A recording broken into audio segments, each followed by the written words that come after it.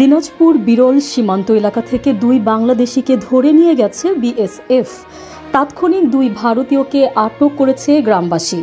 শুক্রবার সকাল 11:30টার দিকে বিরল উপজেলার ধর্মপুর ইউনিয়নের ধর্ম-জৈন সীমান্তের 320 মেইন পিলারের সাব পিলার 10-এর কাছে এ ঘটনা ঘটে।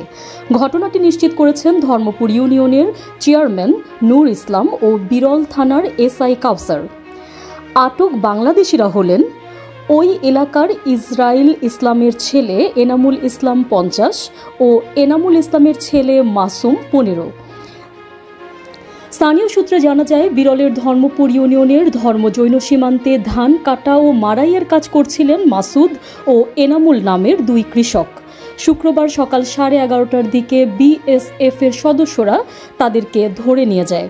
এ ঘটনার পর দুই ভারতীয় নাগরিককে ধরে আনে গ্রামবাসী। পরে বিজিবি সদস্যরা সেখানে গেলে তাদেরকে বিজিবির কাছে হস্তান্তর করা হয়। নিউজ ডেস্ক, সংযুক্ত। সাবস্ক্রাইব করে সংযুক্তের সঙ্গে থাকুন।